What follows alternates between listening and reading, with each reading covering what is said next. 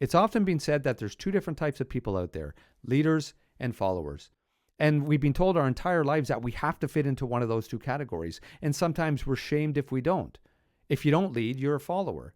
And they'll call you a follower as if it's some sort of insult or a put down. They don't give you the opportunity to say that in this particular instance, you have no desire to lead. And quite frankly, you might not even give a damn about the particular cause. It doesn't interest you, and there's nothing wrong with that. But you're also not following along mindlessly like so many other people do. A long time ago, I read about a third type of person. That could be a very dangerous person to be and will cause some confusion everywhere you go. That third type of person is an individual. You don't fit the definition of a leader, but you're certainly not a follower. Quite simply, you are an individual, your own individual. Leaders don't know what to think about individuals. They don't make sense to them.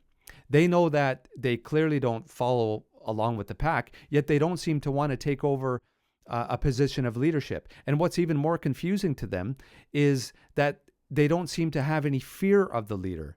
Their opinion or their acceptance of them doesn't mean anything to them at all. In their world, the leader's world, in their own narrow mindset at times, their ultimate goal is to become the leader, to be able to outwardly show they have more power, more dominance over others. But what about these individuals? They act like they don't even give a damn about those things at all. If they don't show any interest in becoming a leader, then what else motivates them?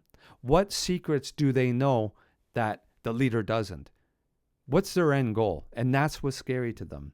And the individual does this while exuding confidence and control, which makes the leader even more uneasy. Perhaps they should work a little harder to control this individual or find a way to take this individual down. But this also disrupts the natural order because the followers, or those who have been told that they're followers because they're not leaders, even self-proclaimed leaders, they see what's happening and they notice this individual's sense of uniqueness or distinctiveness. They might even admire this individual. They think to themselves that they don't want to just be labeled as a follower. They have their own thoughts, their own ideas, and might not subscribe to the whole dogmatic views of the leaders. So what happens? The individual starts inspiring other followers to become individuals themselves. And when that happens, the leaders start losing control. They realize that they're not, at the end of the day, they're not the be-all, end-all that they thought they were. Their way of thinking is being challenged in a way that they truly do not understand. And all this has taken place without the individual having to say or do anything at all. They're not trying to convince anyone. They're not exerting dominance over anyone else, trying to build their own army of followers. They truly do not give a damn about the opinion of others. They're confident. They know what they want. And whether they choose to admit it or not, the leaders, the ones who are in charge or think they're in charge, this scares the heck out of them. I read about leaders, followers, and individuals years ago, and it was a game changer for me. I wish I was told this when I was younger, when I was an up-and-comer, and I wish I was kind of embarrassed by the fact that I didn't think of this on my own, or figure it out on my own, I should say. I think there's more individuals out there than people realize, and now more than any other time, there's more opportunity to break out, to break free and grow, to be an individual.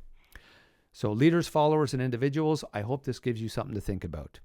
All right, folks, have you ever wondered what happens when the police pull you over? What do they do, and how come it takes them so long sometimes to approach your car? They get your information, your driver's license, your vehicle information. What can they find out about you? How far back in their history can they go? I'm going to link the video where I explain that right now, so please check it out.